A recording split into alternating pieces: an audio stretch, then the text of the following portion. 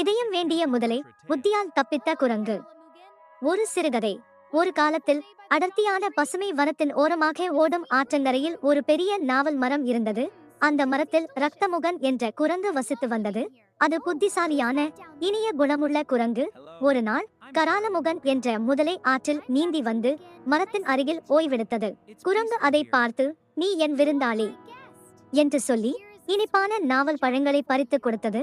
முதலை அந்த பழங்களை ருசித்து மகிழ்ந்தது. இதன் பின் இருவரும் நல்ல நண்பர்களாகினர். தினமும் முதலை வரும், குரங்கு பழங்கள் கொடுக்கும். முதலை சில பழங்களை தன் மனைவிக்கும் எடுத்துச் செல்லும்.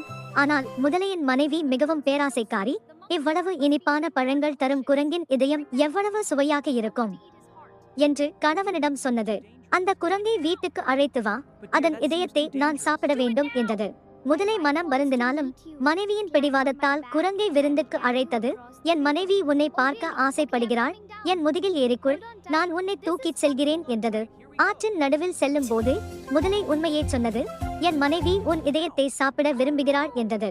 புத்திசாலி குரங்கு உடனே யோசித்து, "அடடா, ஏன் முன்பே சொல்லவில்லை? என் இதயத்தை நான் மரத்தில் பத்திரமாக வைத்துவிட்டு வந்துவிட்டேன், திரும்பி போய் எடுத்துக்கொள்ளலாம்" என்றது. முதலை நம்பி திரும்பி மரத்தடிக்கு வந்தது. குரங்கு உடனே மரத்தின் உச்சிக்கு ஏறி, "நண்பா, உண்மையான நட்பு என்றால் இப்படி ஏமாற்ற மாட்டாய். போய் உன் மனைவியிடம் சொல், எல்லா இதயங்களும் எளிதில் கிடைக்காது" என்று சிரித்தது. முதலை ஏமாற்றத்துடன் திரும்பிச் சென்றது. குரங்கு பாதுகாப்பாக மரத்தில் இருந்தது. கதையின் நெறி: புத்திசாலித்தனமும் விரைவான சிந்தனையும் மிக கடினமான சூழ்நிலைகளிலிருந்து காப்பாற்றும்.